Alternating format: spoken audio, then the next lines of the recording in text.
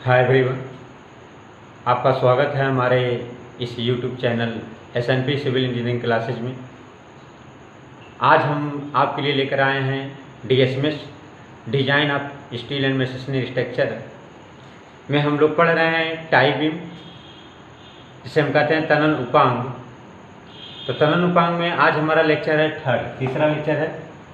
और आज हम लोग एक प्रॉब्लम सॉल्व करेंगे डिज़ाइन के लिए कि किसी तनन उपांग में जो हमारे क्वेश्चन आते हैं उसका हम अभिकल्पन कैसे करेंगे। तो देखिए, आपको क्वेश्चन आपका दिया गया है, क्वेश्चन पढ़ लेते हैं। पहले क्वेश्चन दिया है, किसी छत कैंची के एक कोणीय खंड जो तान धरन के रूप में प्रयोग किया गया है। तो एक कोई छत कैंची है जिसमें टाई बीम के रूप में प्रयोग किया गया है, जिस पर 120 किलोन्यूटन का अच्छी तनन भार लग रहा है। तो तान धरन का अभिकल्पन करें, जिसकी लंबाई कितना दिया आपका 1.56 मीटर दिया है। अब इस टाई बीम का अभिकल्पन करना है तो दो जोड़ के द्वारा हम जोड़े हैं। पहला कह रहा है रिवेट द्वारा जोड़ा गया हो तब डिजाइन करिए, और सेकंड कह रहा है बेल्ट द्वारा जोड़ा गया हो तब डिजाइन करिए। तो आज हम किसी एक टॉपिक का अध्ययन करेंगे। आज हम पढ़ेंगे रिवेट के द्वारा अगर जोड़ा जाए तो इसका हम डिजाइनिंग प्रोसेस हम कैसे लेंगे। तो आइए पहले पॉइंट था, सबसे पहले आपका जो क्वेश्चन दिया गया है कि किसी छत कैंची, आप जानते हैं कि यह क्या आपका छत कैंची है। यह क्या होता है, टाई बीम होता है, यह होता है टाई बीम। ठीक, यह जो टाई बीम होता है आपका, अगर इसकी लंबाई ज़्यादा है तो हम क्या करते हैं कि अनेक टाई बीम को लेकर के आपस में जोड़ करके इसको रिवेटिंग या बेल्डिंग के द्वारा जोड़ा जाता है। जैसे मान लेते हैं एक उपांग यह ले लीजिए और फिर एक उपांग यह हो गया। इसको क्या करेंगे, गसेट प्लेट के द्वारा क्या करेंगे, जोड़ देंगे। और यहाँ से हमारा यह होता है स्ट्रट। क्या होता है आपका स्ट्रट। यह क्या आपका छत कैंची है। आई बात समझ में।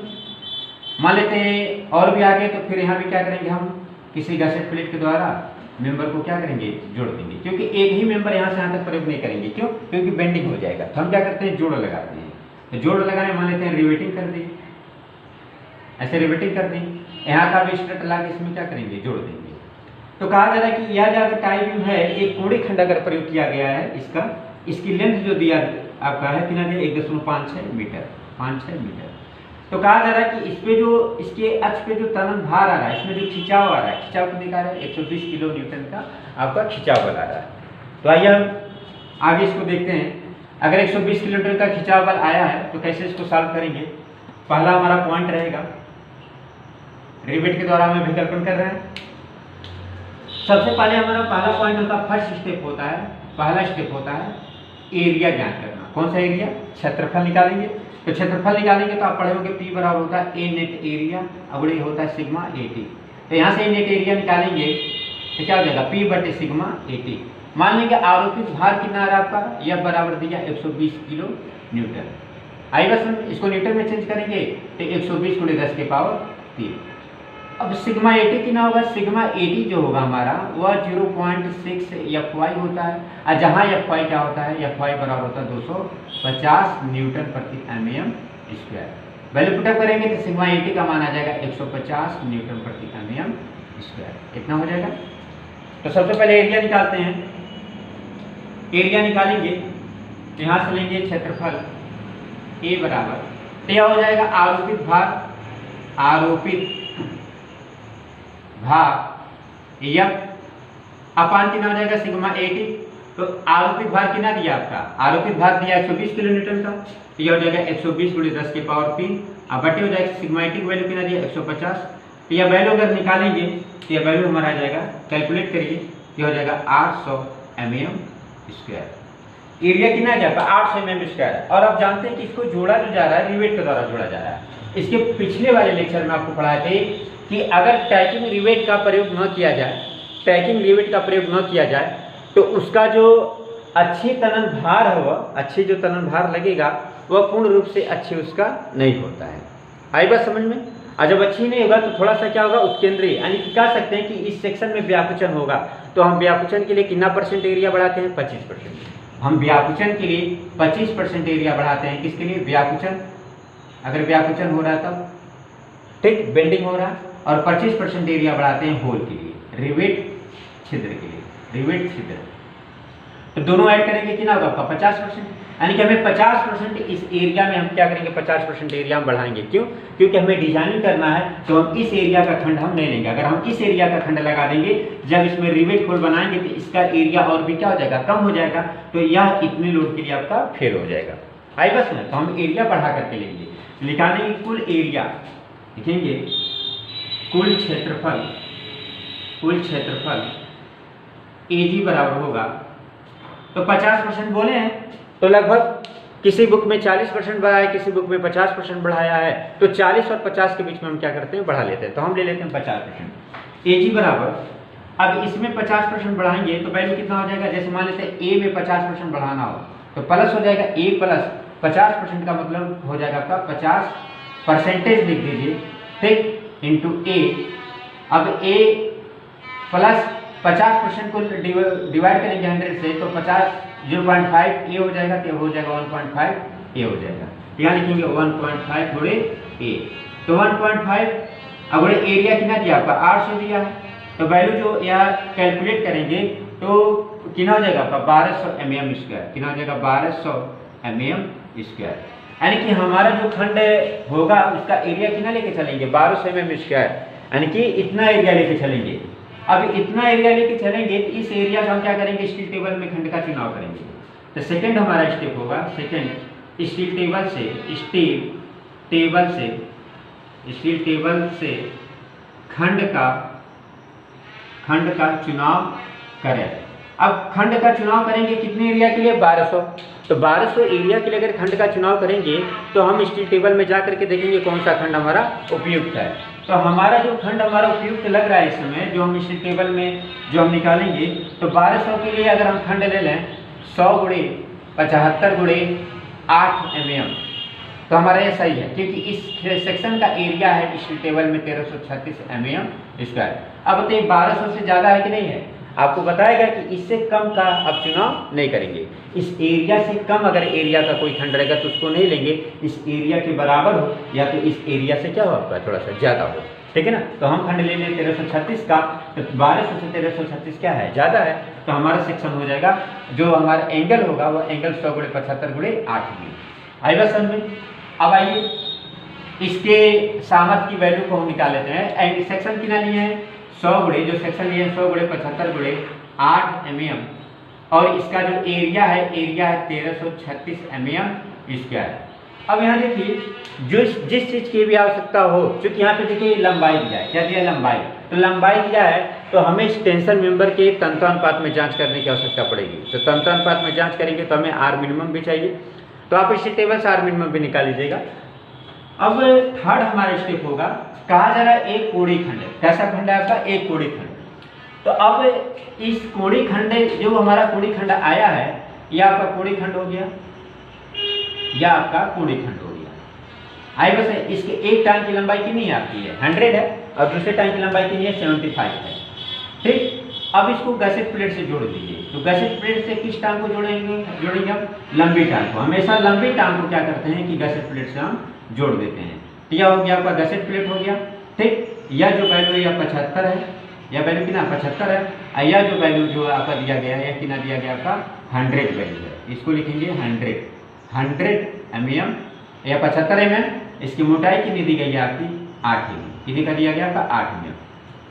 अब यहाँ पे हम क्या करेंगे रिवेट छिद्र करेंगे, भाई रिवेट यहाँ पे लगाएंगे, क्योंकि रिवेटिंग करेंगे तो रिवेट यहाँ पे लगा दिए।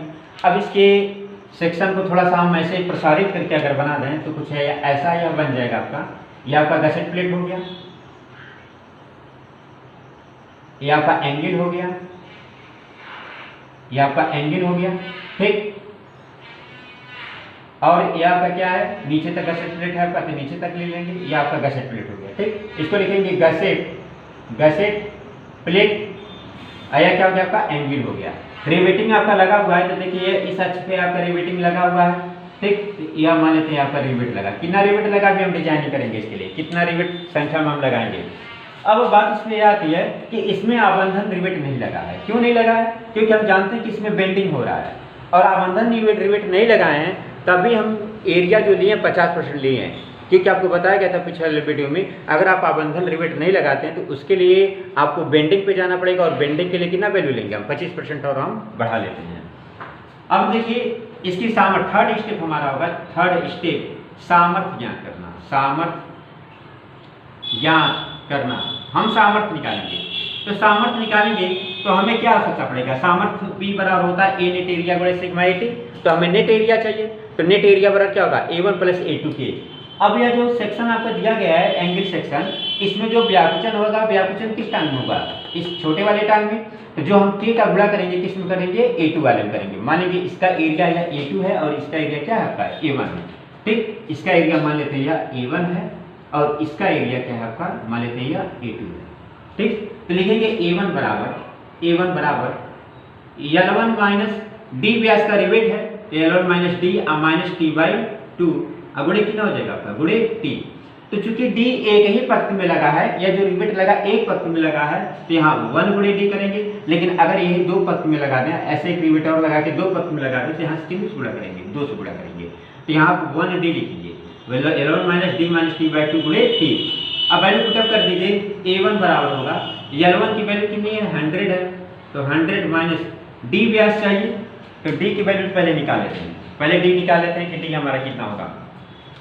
आप जानते हैं कि या तो यहाँ पे मान लीजिए, माना रिवेट का जो डाया है वह हमारा 16 mm है, ठीक, या तो वैल्यू निकाल लीजिए। अवनवीन सूत्र से हम निकाल सकते हैं जो आपका 8 mm दिया गया मोटाई, 8 mm मोटाई, तो एंगल की मोटाई आपकी 8 mm है, तो फार्मूला होता है कि रिवेट का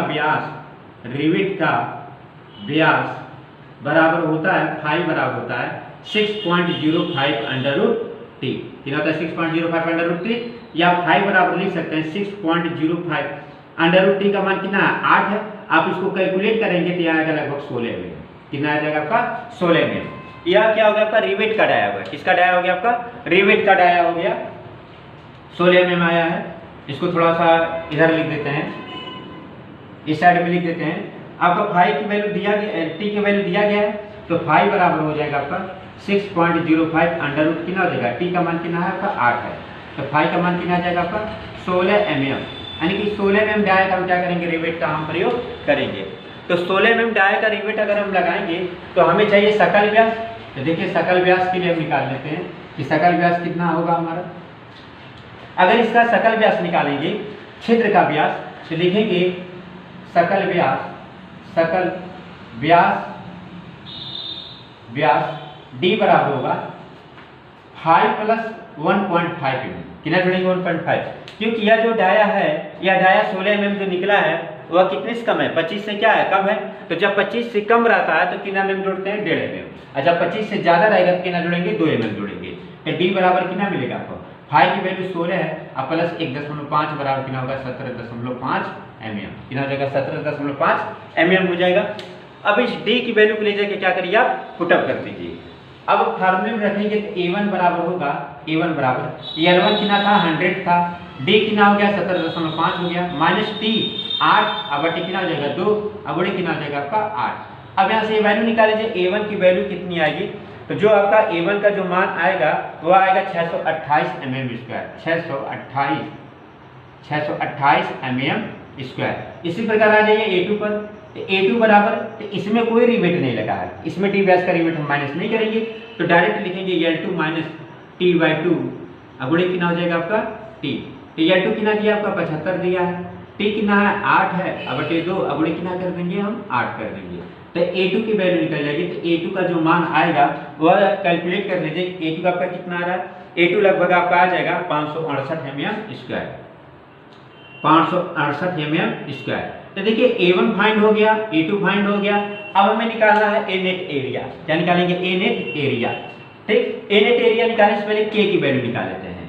बंकन गुणांक K बराबर होगा, वह होगा 3A1 अपान कितना हो जाएगा 3A1 प्लस A2, क्योंकि हम माने हैं कि इसमें आबंधन रिवेट नहीं लगा है, और आपको बताया गया है कि जब इसमें आबंधन रिवेट नहीं लगेगा तो K की वैल्यू हम लेंगे, बंकन गुणांक का वैल्यू हम इसमें इंक्लूड जरूर करेंगे।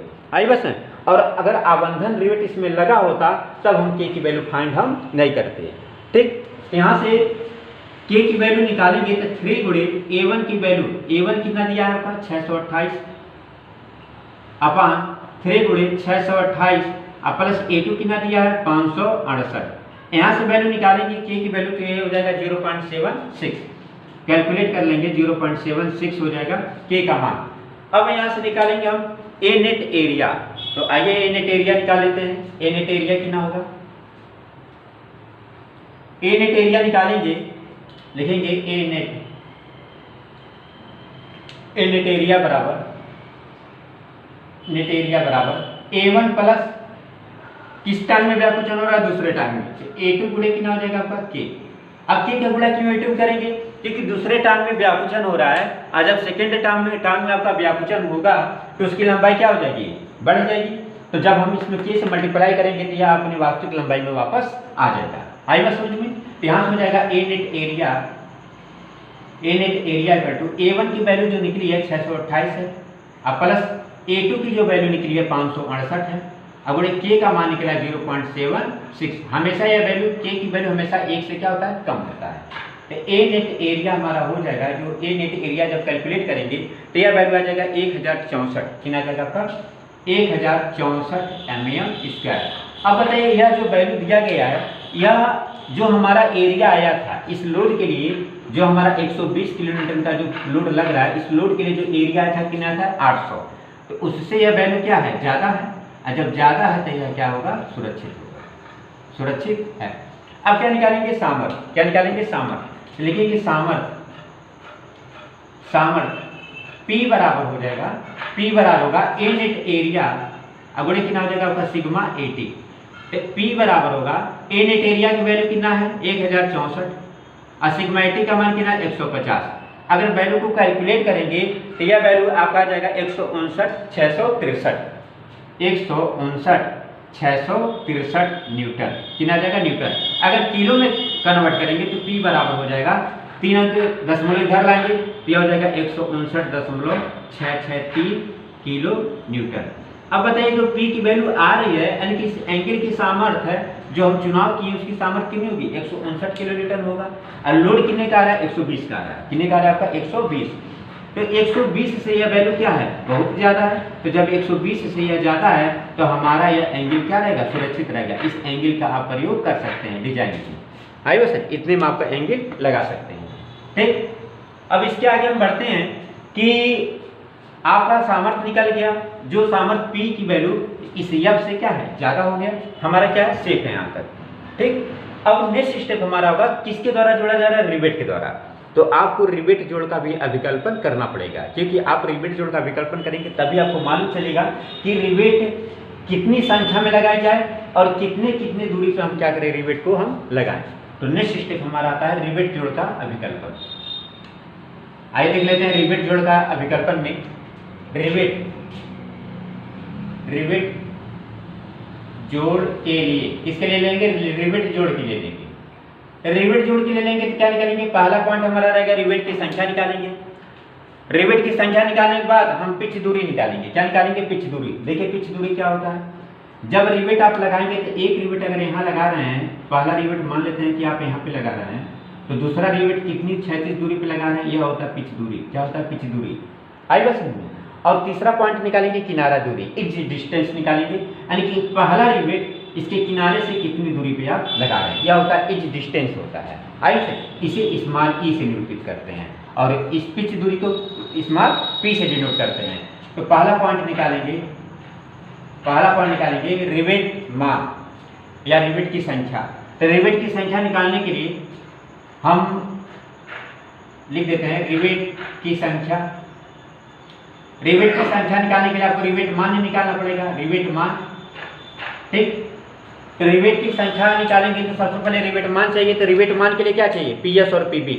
आप जानते हैं कि एक जो रिवेट होता है वह कितने में फेल हो सकता है, या तो अपरूपण में फेल होगा या तो धारण में फेल होगा। और आपको पढ़ाया गया था अपरूपण क्या होता है, धारण क्या होता है। अपरूपण सामर्थ्य का मतलब होता है किसी रिवेट के अपरूपण सामर्थ्य की वैल्यू का मतलब होता है कि आपका रिवेट कितने टुकड़ों में विभाजित हो रहा है। आइए सर, उसे हम बोलते हैं शियरिंग। और वही अगर रिवेट मान लेते हैं दब जाता है तो वह बोलते हैं बियरिंग स्ट्रेंथ बोलते हैं। तो दो स्ट्रेंथ के नियम निकालते हैं।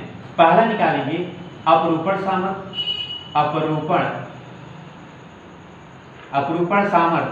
अपरूपण सामर्थ्य पीएस बराबर होगा 1 गुणे 1 क्यों? क्योंकि एकहरा एंगल है, एकल कोणीखंड है तो 1, अगर दोहरा कोणीखंड है तो 2 से गुणा करेंगे। 1 गुणे पाई भागे 4 अगुणे डी का स्क्वायर अगुणे कितना होगा एफ एस, कितना हो जाएगा आपका एफ एस। एफ एस क्या है? इसका स्ट्रेस है, शियरिंग स्ट्रेस है। और जो शियरिंग स्ट्रेस एफ एस दिया जाता है, आपको पढ़ाया गया था कि अगर रिवेट हस्तचालित है, अगर मान लेते हैं हस्तचालित है, तो आपको बताया जाता है हस्तचालित में हम अपरूपण एफ एस के लिए वैल्यू लेते हैं 90 न्यूटन प्रति एम स्क्वायर और धारण एफ बी के लिए लेते हैं 270 न्यूटन प्रति एम स्क्वायर।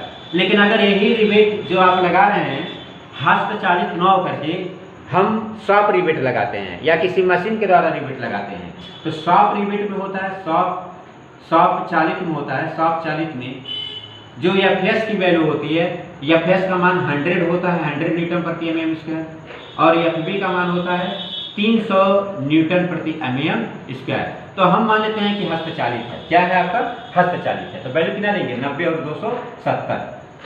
अब आ जाते हैं वैल्यू। अब पी एस बराबर निकालेंगे तो पी एस इक्वल टू हो जाएगा 1 गुणे पाई भागे 4 गुणे डी की वैल्यू 17.5 का होल स्क्वायर अगुणे कितना हो जाएगा वैल्यू 90। कितना लेंगे हम? 90। अगर वैल्यू 90 लिया जाएगा तो देख लेते हैं कि कितना मान हो जाएगा इसका। 90 लेंगे तो यहाँ से पी एस की वैल्यू को क्या कर सकते हैं आप? निकाल सकते हैं। तो पी एस का जो मान आएगा वह 2163.6, यह वैल्यू जो आएगा पी एस का मान वह हो जाएगा 2163.6 न्यूटन हो जाएगा। इसी प्रकार दूसरा पॉइंट निकालेंगे धारण सामर्थ्य, रिवेट का धारण सामर्थ्य। तो धारण सामर्थ्य निकालेंगे पीवी। क्या निकालेंगे? पीवी। तो पीवी निकालेंगे तो पीवी कितना हो जाएगा आपका? पीवी का फार्मूला होता है डी गुणे टी गुणे एफ बी। एफ बी क्या है? धारण यानी कि बेयरिंग स्ट्रेस है आपका। तो पीवी बराबर हो जाएगा डी का मान 17.5 है और टी का मान इस एंगल की मोटाई कितनी है? 8 है और एफ बी का मान हो जाएगा 270। यहाँ से पीवी की वैल्यू निकालेंगे तो जो पीवी का हमारा जो वैल्यू जो कैलकुलेट किए हैं वो आपका आ रहा है 37,800। यह वैल्यू आ रहा है 37,800। आप कैलकुलेट कर लीजिएगा, देखिएगा आपका वैल्यू सही है कि नहीं है। हम तो ऐसे कैलकुलेट कर देंगे। देखिए पी एस निकल गया, पीवी निकल गया। जो रिवेट वैल्यू होता है, रिवेट वैल्यू क्या होता है? रिवेट जिसे कहते हैं रिवेट मान। रिवेट मान का मतलब कि एक सिंगल रिवेट जितना भार अपने ऊपर आरोपित कर सकता है, यानी कि जितना लोड सहन कर सकता है, फिर बिना फेल हुए, यानी कि एक रिवेट जितना भार अपने ऊपर सहन कर सकता है बिना टूटे या बिना फेल हुए, उसे बोलते हैं रिवेट मान। क्या बोलते हैं? रिवेट मान। तो रिवेट मान निकालेंगे तो रिवेट मान बराबर हो जाएगा पी एस पीवी में जो कम हो। देखेंगे रिवेट मान आर बराबर होता है, आर बराबर पी एस तथा पीवी में जो कम हो वह वैल्यू हो गया रिवेट मान। ठीक, देखिए आर की वैल्यू कौन सा कम है? पी एस कम है। पी एस की वैल्यू कितनी है? 2163.6 न्यूटन। यही वैल्यू क्या है? कम है। पी एस और पीवी में दोनों में वैल्यू कौन सा कम है आपका? 2163.6 न्यूटन। यही वैल्यू आपका कम है तो आर इतना हो जाएगा। अब निकालेंगे रिवेट संख्या। तो रिवेट संख्या बराबर होता है, रिवेट संख्या n बराबर होता है आरोपित भाग यप अब बटे कितना हो जाएगा? रिवेट मान आर। कितना हो जाएगा? रिवेट मान आर। तो n बराबर आरोपित भार कितना रहा? 120 किलो न्यूटन का। तो न्यूटन में चेंज करेंगे तो 120 × 10 की पावर 3। अब बटे कितना हो जाएगा? रिवेट वैल्यू है 2163.6। कितना रिवेट आ जाएगा आपका? 5.65 रिवेट या इसी को लिख सकते हैं n बराबर कितना रिवेट लेंगे? 6 रिवेट लेने पर कितना रिवेट लगाएंगे? 6 रिवेट लगाएंगे। तो हम यहाँ पे 6 रिवेट लगाएंगे। अब यह 6 रिवेट लगाएंगे तो कितनी दूरी लगाएंगे यह भी देख लेते हैं। या 6 रिवेट कितनी दूरी लगाया जाएगा? तो हम निकालेंगे पिच दूरी। क्या निकालेंगे? पिच दूरी। देखेंगे पिच दूरी इक्वल टू, अब देखिए पिच की वैल्यू निकालेंगे। पिच का मान कितना है? नेक्स्ट स्टेप होगा हमारा पिच या अंतराल, इसी कहते हैं अंतराल। पिच या अंतराल, तो पिच या अंतराल P बराबर होता है यह 2.5 गुणे रिवेट का व्यास। यानी कि यह जो रिवेट आप लगा रहे हैं, तो आप जानते हैं कि यह रिवेट आपका ऐसे होता है, तो यह शीर्ष होता है या क्या होता है, सेंट होता है। तो इसका जो व्यास है, यह व्यास क्या है, फाई, कितना है, फाई। तो अब इसका व्यास कितना फाई निकला है, 16 mm निकला, कितना निकला, 16 mm। वैल्यू पुट करेंगे तो P बराबर निकलेगा 2.5 गुणे 16, तो 16 दूनी 32 और 8 कितना होगा 40, यानी कि जो पिच दूरी होगा वह 40 mm का प्रयोग करेंगे। कितना प्रयोग करेंगे, 40 mm। अब निकालते हैं इच डिस्टेंस, किनारा दूरी। अगला निकालते हैं किनारा दूरी। किनारा दूरी E बराबर होगा, यह होता है आपका लगभग आपका 2 के बराबर लेते हैं 2 गुणे 5, तो 2 गुणे 5 का मान कितना है, 16 है, तो कितना हो जाएगा आपका 32 mm।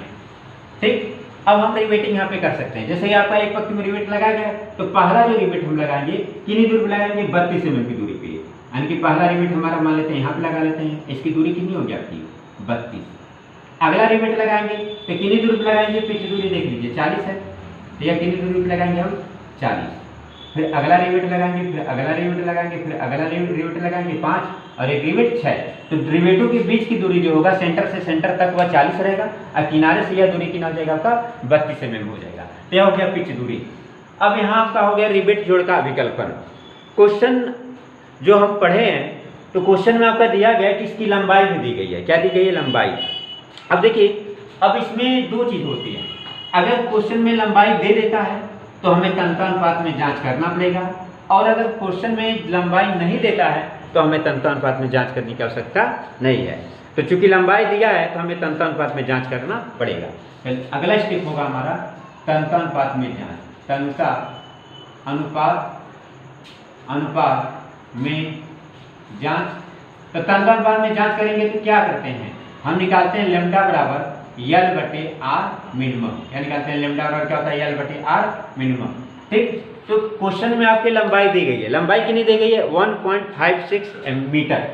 लंबाई जो दी गई है वह दी गई है 1.56 मीटर, या इसको लिख सकते हैं 1560 mm। 1560 कितना हो जाएगा आपका, mm हो जाएगा। अब 1560 mm जब लिया जाएगा यहाँ पे वैल्यू, तो 1560 के लिए हम R मिनिमम निकालेंगे। तो आपको बोले हैं कि टेबल में जा करके जिस चीज़ की आवश्यकता हो वह वैल्यू आप निकाल लीजिए। तो टेबल में हम R मिनिमम निकालेंगे, तो R मिनिमम के लिए हमें RXX और RYY की आवश्यकता होगी। तो हम टेबल में जाएंगे और उसी खंड का, इसी माप के खंड का हम RXX निकालेंगे। ठीक, तो RXX जो आ रहा है टेबल में आपका 31.4 है, आप लोग देख लीजिएगा 31.4 mm। और जो RYY है, RYY वैल्यू जो आ रहा है वह 21.8 आ रहा है, 21.8 mm। अब देखिए दोनों में कम कौन सा है, इस दोनों में वैल्यू में कम कौन सा है आपका 21.8। तो R जो मिनिमम होगा वह RXX और RYY जो कम हो, यह कम है वैल्यू, तो 21.8 क्या हो जाएगा आपका mm। अब वैल्यू पुटअप करेंगे तो लैम्डा बराबर होगा, L का मान 1560 है, अब बटे 21.8। तो यह वैल्यू कैलकुलेट कर लीजिए। तो कैलकुलेट करेंगे तो यह वैल्यू जो आपका आएगा, यह आ जाएगा 71.55। यह वैल्यू आएगा 71.55। इसका कोई यूनिट नहीं होता है, यह जो मान है यह 180 से क्या है, कम है। तो हमारा क्या है, तंत्रानुपात में सुरक्षित है। क्या है आपका, सुरक्षित है। अब 180 क्या है, आपको बताया गया कि जब सामान्य लोड लगता है, तो सामान्य लोड के लिए तंत्रानुपात 180 लेते हैं, कितना लेते हैं 180। और जब आपका भूकंपी लोड या पवन भार लगता है तो उसके लिए कितना लेते हैं 250। लेकिन जब प्रत्यावर्ती लोड लगता है तो उस कंडीशन में कितना लोड लेते हैं, कितना तंत्रानुपात लेते हैं 350। तो इनसे ज़्यादा आपका नहीं होना चाहिए। तो सामान्य लोड की कैटेगरी में 180 से ज़्यादा नहीं होना चाहिए, भूकंपी लोड या पवन भार में 250 से ज़्यादा नहीं होना चाहिए, और 350 आपका प्रत्यावर्ती लोड के लिए लिया जाता है कि उससे ज़्यादा नहीं होना चाहिए। तो एग्जामिनेशन में आपके पूछे जाता है कंपटीशन में कि यह तंत्रानुपात किसके लिए कितना आपका वैल्यू लिया जाता है, तो यह पॉइंट आप लोग नोट कर लीजिएगा। तो यह हो गया आपके डिजाइन के टोटली स्टेप हो गए। जब एंगल की लंबाई दी जाएगी तो आप तंत्रानुपात में जांच करेंगे, अगर लंबाई नहीं दी गई है तो आप तंत्रानुपात में जांच आप नहीं करेंगे। तो आज का हमारा वीडियो बस यहीं तक। अब नेक्स्ट वीडियो में हम आपको बताएंगे कि इसी क्वेश्चन का हम सेकंड पार्ट बताएंगे कि अगर इस क्वेश्चन को बेल्ट के द्वारा जोड़ा जाए तो बेल्टिंग प्रोसेस में हम कैसे इसको हम सॉल्व करेंगे।